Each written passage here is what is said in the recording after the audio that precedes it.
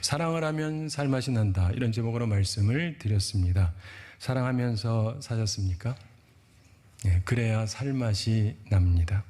오늘은 사랑이 없으면 유익이 없다, 이런 제목으로 말씀을 드립니다. 한번 따라해 보시죠. 사랑이 없으면 유익이 없다. 예, 지난주는 개인의 삶에 관한 것이고 오늘은 교회의 삶에 관련된 것입니다. 사랑이 있어야 교회답다, 이런 제목으로 말씀을 전하려다가 그냥 보편적인 제목으로 썼습니다. 사랑이 없으면 유익이 없다. 물론 성경에 있는 말씀입니다. 수주 대토처럼 그냥 옛날에 그랬다고 그 유행만 바라지 마시고 사랑을 위한 노력을 우리가 해야 하는 것입니다. 우리는 교회 생활을 하죠. 자, 교회는 예수 그리스도를 주인으로 섬기는 공동체입니다.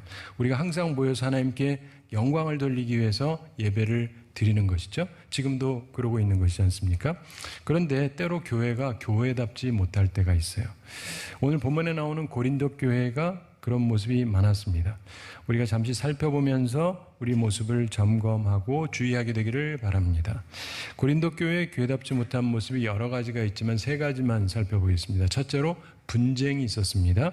고린도전서 1장 12절에 보면 내가 이것을 말하거니와 너희가 각각 이르되 나는 바울에게, 나는 아볼로에게, 나는 게바에게, 나는 그리스도에게 속한 자라 한다는 것이니, 이런 말씀이 나옵니다. 자, 우선 처음 바울파가 나옵니다. 이유가 있습니다. 뭐냐면은 사도행전 18장에 보면은 사도 바울이 고린도에서 복음을 전합니다. 일종의 교회를 시작한 거예요. 교회 개척자입니다. 일대 담임 목사라고 볼 수가 있어요. 최소 1년 6개월을 있었던 것으로 볼 수 있습니다. 그리고 2대 목사가 바로 아볼로예요. 사도행전 19장에 나옵니다. 바울은 설립자 1대, 아볼로는 2대 목사입니다. 근데 아볼로의 특징이 뭐죠? 설교를 잘했어요.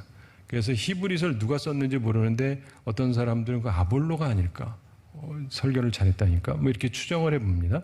하여간 그래서 바울파, 아볼로파 이렇게 나오는 거예요. 게바는 잘 아시는 대로 예수님의 수제자 베드로고, 아마도 유대주의자들이 게바파였을 것 같아요. 그리고 그리스도는 우리가 주님으로 섬기는 예수 그리스도를 말합니다. 사실 보면 다 훌륭한 사람들이죠. 문제는 뭐예요? 분쟁입니다. 그러니까 사역자로 인해서 다투지 말아야 돼요. 대부분의 교회가 교회답지 못할 때 보면 사람 중심이 됩니다. 그래서 분열되고 분쟁이 생겨요. 사역자로 인해서 다투면 안 됩니다. 우리가 항상 기억해야 됩니다. 우리는 항상 하나님 중심, 예수님 중심이 되어야 하는 것입니다. 그래야 분쟁과 분열을 피할 수 있습니다. 여러분, 이 그리스 사람들, 이 고린도 교회라는 데는 그리스란 나라 안에 있는 한 도시니까 이 그리스 사람들이 파당을 잘 만드는 경향이 있었다 그럽니다. 우리 민족도 그래요. 우리나라 역사를 보면 기독교 역사가 그러고 우리나라처럼 이렇게 교파가 많이 갈라진 것도 거의 역사적으로 없을 만큼 심해요. 우리 좀 주의할 필요가 있는 것입니다. 여러분, 오늘날에 보면 교회들이 소그룹 모임을 하는데 우리 한국 교회는요, 소그룹을 안 하면 안 되는 줄 아는데 외국 가면 소그룹 안 하는 데들도 많이 있어요. 근데 우리는 안 하면 안 되는 줄 알아요. 그러니까 그룹으로 꼭 모여야 돼요. 의도는 좋은데 그러면서 사람 중심이 되고 자기끼리 이러기도 하고 분열하고 분쟁하고 이러는 경우도 많이 있습니다. 우리가 조심해야 할 것입니다. 저희 고린도 교회가 교회답지 못한 두 번째 모습이 있었습니다. 음행이에요. 이 고린도라고 하는 지역은 그리스에 있는 고대 상업, 무역의 중심지였는데 특별히 비너스 신전으로 유명했습니다. 우리가 다 알죠? 고린도 전서보다 먼저 써보낸 한 편지가 있었다고 추정이 됩니다. 음행하는 자들과 사귀지 말라, 이런 권고하는 편지였던 것 같습니다. 어떻게 하느냐? 고린도전서 5장 9절에 그 이야기가 나오거든요. 거기 보면 이런 말씀이 나옵니다. 내가 너희에게 쓴 편지에 음행하는 자들을 사귀지 말라 하였거니와, 이런 말씀이 나오거든요. 이 비너스는 미의 여신, 사랑의 여신으로 알려져 있습니다. 근데 유명한 비너스 신전이 있는 고린도에서는 사랑, 사실은 음행이 성행했습니다. 문제는 교회도 그랬다는 거예요. 그래서 사도 바울이 거기랑 관련돼서 음행하는 자들하고 사귀지 말아라. 왜냐하면 영향받으니까 이런 글을 썼다는 것을 얘기합니다. 그리고 고린도전서 5장 1절 2절에 보면은 이런 특이한 말씀이 나와요. 굉장히 충격적인 말씀인데 너희 중에 심지어 음행이 있다 함을 들으니 그런 음행은 이방인 중에서도 없는 것이라 누가 그 아버지의 아내를 취하였다 하는도다. 그리하고도 너희가 오히려 교만하여져서 어찌하여 통한이 여기지 아니하고 그 일 행한 자를 너희 중에서 쫓아내지 아니하느냐, 이런 말씀이 나옵니다. 사실 이런 음행은 이방인, 즉 예수 믿지 않는 사람 가운데도 없는 얘기죠. 누가 자기 아버지의 아내를 취합니까? 그러니까 아마 자기 친어머니는 아니었던 것 같고 아버지가 또 다른 아내가 있을 수 있잖아요. 그 아내를 취했다, 내 와이프를 삼았다, 이런 얘기. 이거 완전히 끔찍한 얘기죠. 그런데 이런 사람이 교회에 아무 제재를 받지 않고 다니고 있었다. 이런 일에 대해서 사도 바울의 지침이 나옵니다. 성경의 지침은 무엇이냐? 고린도전서 5장 9절부터 11절에 이렇게 나옵니다. 이제 내가 너희에게 쓴 것은 만일 어떤 형제라 일컫는 자가 음행하거나 탐욕을 부리거나 우상 숭배를 하거나 모욕하거나 술 취하거나 속여 빼앗거든 사귀지도 말고 그런 자와는 함께 먹지도 말라 함이라. 밖에 있는 사람들을 판단하는 것이야 내게 무슨 상관이 있으려마는 교회 안에 있는 사람들이야 너희가 판단하지 아니하랴. 밖에 있는 사람들은 하나님이 심판하시려니와 이 악한 사람은 너희 중에서 내쫓으라. 하나님의 말씀이에요. 오늘날 미국과 유럽이 타락했습니다. 신앙이 오염이 됐어요. 그러나 하나님의 말씀 성경은 분명하게 말씀합니다. 고린도전서 6장 9절 10절에서 이렇게 말씀하죠. 불의한 자가 하나님의 나라를 유업으로 받지 못할 줄을 알지 못하느냐. 미혹을 받지 말라. 음행하는 자나 우상 숭배하는 자나 간음하는 자나 탐색하는 자나 남색하는 자나 도적이나 탐욕을 부리는 자나 술 취하는 자나 모욕하는 자나 속여 빼앗는 자들은 하나님의 나라를 유업으로 받지 못하리라. 천국 못 간다는 얘기예요. 특별히 남색하는 자는 동성애자를 말하는 것이죠. 이런 사람은 하나님 나라를 유업으로 받지 못한다. 천국 못 간다라고 성경이 분명히 말씀했습니다. 그럼에도 불구하고 이런 사람들을 옹호하는 목사, 교인, 교회, 교단도 존재합니다. 심각한 영적 타락입니다. 우리는 주의하게 되기를 바랍니다. 고린도 교회가 교회답지 못한 세 번째 요소는 고소고발이었습니다. 그것도 형제가 형제와 더불어 고발하는 것이었습니다. 고린도전서 6장 6절에 보면 형제가 형제와 더불어 고발할 뿐더러 믿지 아니하는 자들 앞에서 하느냐, 이렇게 말씀합니다. 성도들이 고소고발을 하는 거예요. 이런 내용을 근거로 고린도전서 6장 12절 초반에 유명한 선언의 말씀이 나옵니다. 모든 것이 내게 가하나 다 유익한 것이 아니요. 모든 것이 다 가하다. 그런데 유익한 것이 아니다. 이렇게 말씀이 나오는데 이 말씀은 두 가지 측면에서 해석을 하는 경우가 많습니다. 첫째로 모든 게 가능하다. 무엇이든지 할 수 있다. 그러나 다 유익한 것은 아니다. 따라서 주의하자. 이런 해석인데 대체로 이게 가장 많이 하는 해석입니다. 근데 두 번째 다른 해석이 있어요. 이게 조금 더 맞다고 볼 수 있습니다. 원문에 보다 충실한 건데 모든 것이 내게 가하다. 이런 주장이 있다. 그런데 틀렸다. 모든 것이 내게 가하다라는 말은 사실 맞는 게 아니고 그러면서 말씀을 하는 거예요.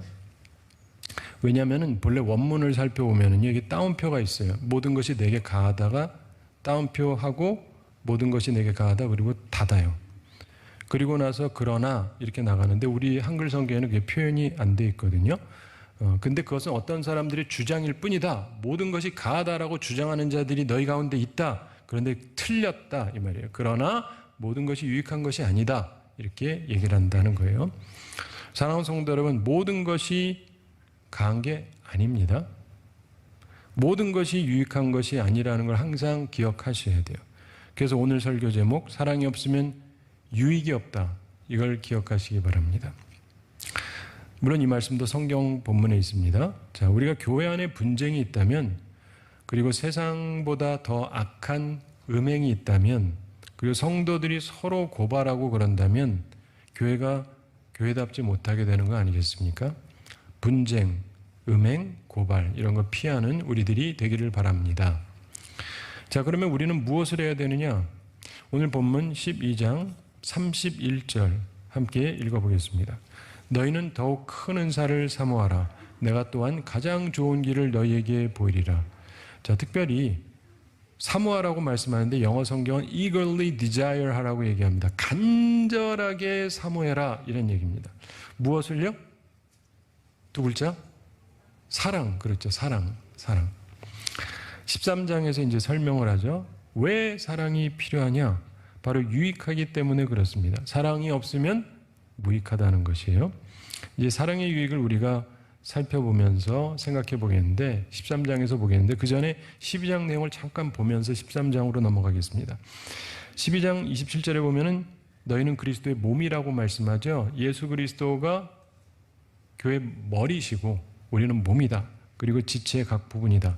그런데 지체에도 여러 가지가 있죠. 그래서 28절에 몇을 세우셨다. 첫째는 사도다. 둘째는 선지자다. 셋째는 교사다. 그 다음은 능력 행하는 자, 그 다음은 병 고치는 은사, 서로 돕는 것, 다스리는 것, 각종 방언을 말하는 것이다. 이렇게 말씀하는데 사도는 잘 아시는 대로 개교회 한 교회뿐 아니라 전체 교회에 영향을 끼치던 사도를 뜻하고 그 다음에 선지자와 교사가 오늘날의 목사에 해당한다 이렇게 봅니다.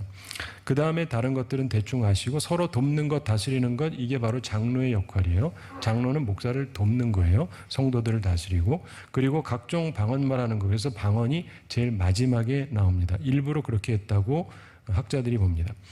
자, 그러면서 29절에 다 사도겠느냐, 다 선지자겠느냐, 다 교사겠느냐, 다 능력 행하는 자겠느냐, 30절에 다 병 고치는 은사를 가진 자겠느냐, 다 방언을 말하는 자이겠느냐, 다 통역하는 자이겠느냐. 그러면서 31절 말씀을 하는 거예요. 31절 한번 다시 읽어보겠습니다. 너희는 더욱 큰 은사를 사모하라. 내가 또한 가장 좋은 길을 너희에게 보이리라. 아멘.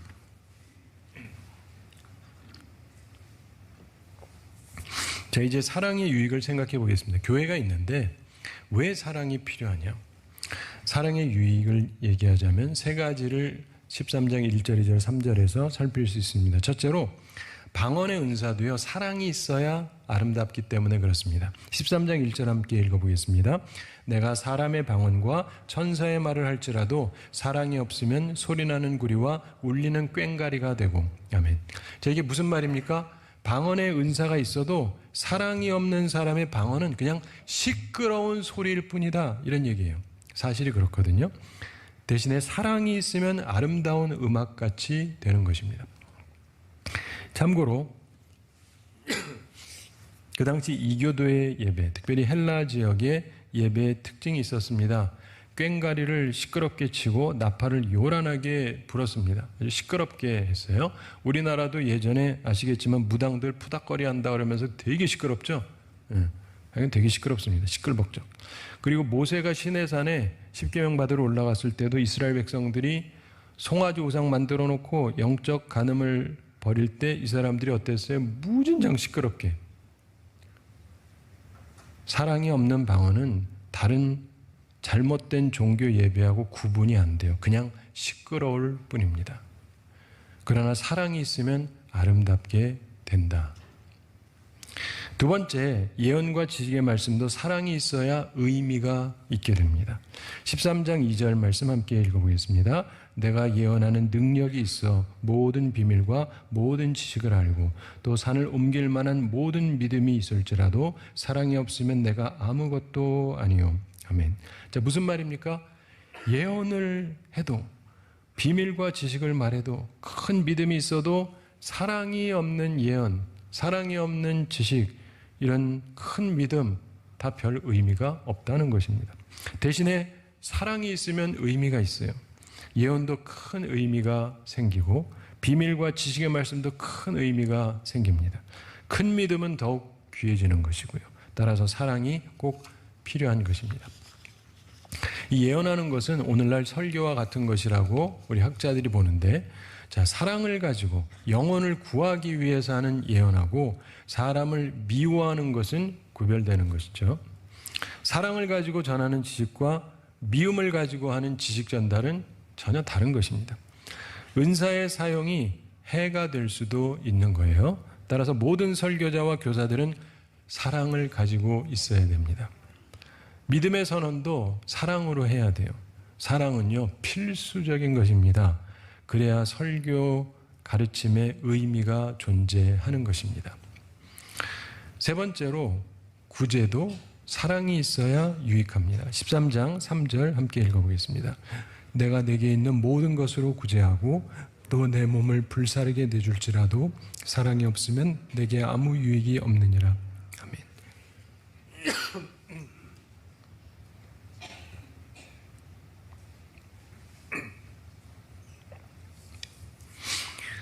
구제는 귀한 일이죠. 게다가 자기가 가진 모든 것으로 구제를 했다. 그럼 대단한 일 아닙니까? 게다가 몸을 불사르게 내준다. 그럼 정말 대단한 것이죠. 그런데 성경 말씀은 선언합니다. 사랑이 없으면 나한테 아무 유익이 없다. 대신 사랑이 있으면 다르게 됩니다. 구제하는 것이 유익해요. 희생하는 게 유익해요.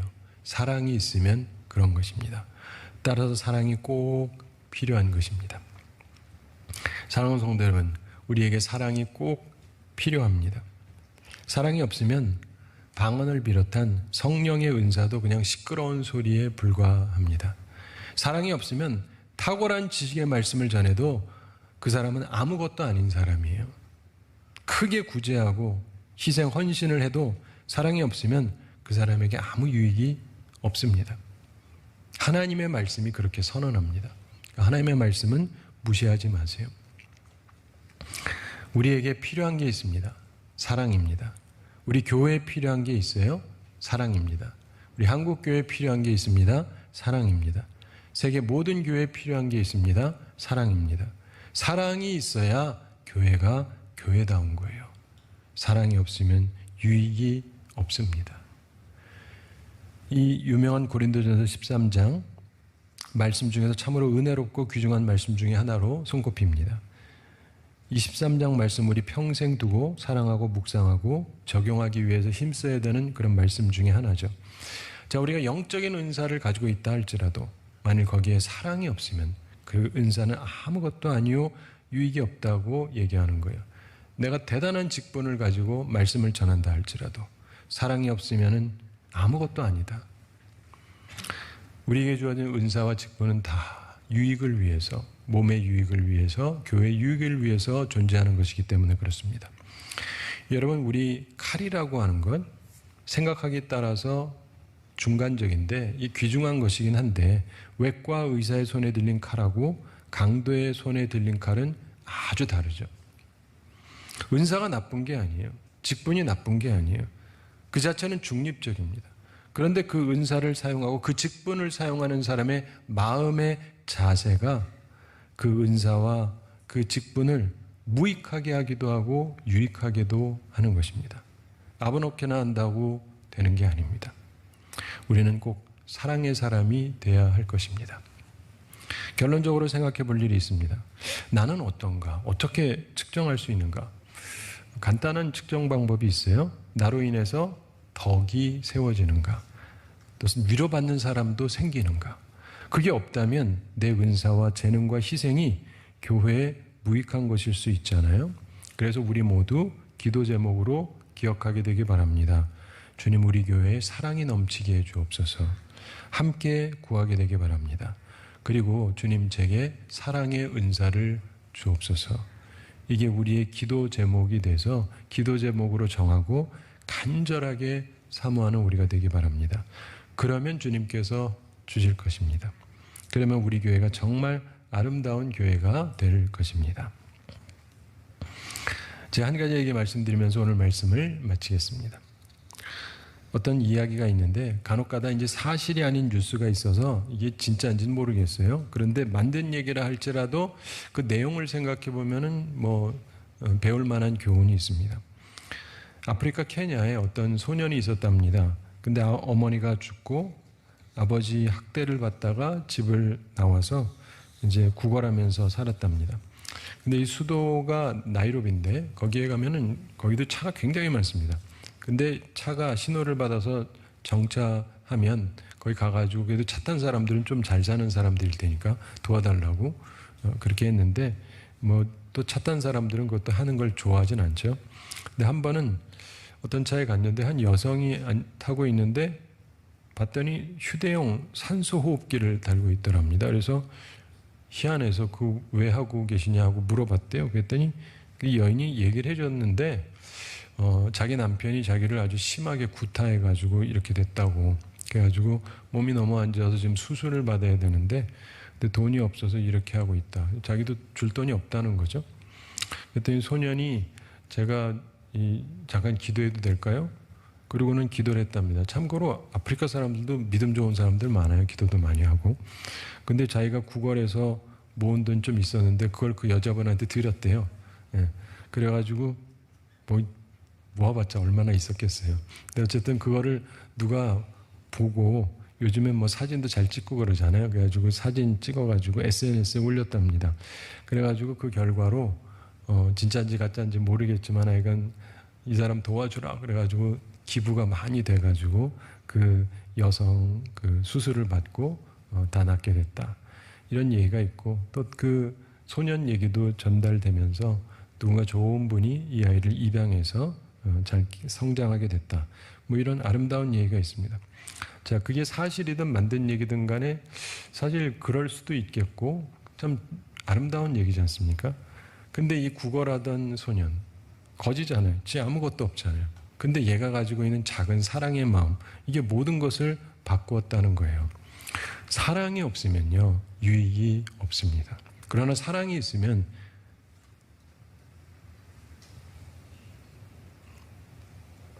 우리가 하는 모든 것들이 아름다워집니다. 그리고 하는 일이 의미가 있게 돼요. 그리고 유익하게 되는 것입니다. 사랑하는 성도 여러분, 우리가 새해를 맞이하면서 좋은 기도 제목 100가지 정하고 다 응답됐다. 그런데 사랑이 없으면 별 유익이 없는 거예요. 바른 지식과 바른 우선순위를 갖고 사는 우리들이 되기 바랍니다. 사랑을 꼭 구하시기 바랍니다. 사랑의 은사를 간절히 사모하시기 바랍니다. 여러분 요즘 세상 사랑 없죠? 힘드시죠? 그러니까 내게 사랑의 은사를 달라 그러세요. 내게 사랑의 은사가 임하잖아요. 많은 것들이 치유가 되고 나로부터 사랑이 흘러나오기 때문에 내 주변이 좋아져요. 이건 해본 사람은 압니다. 진짜 꼭 구하세요. 그리고 얻게 되시기 바랍니다. 그래서 유익한 삶을 살아가는 우리 모두가 되기를 우리 주님의 이름으로 축원합니다.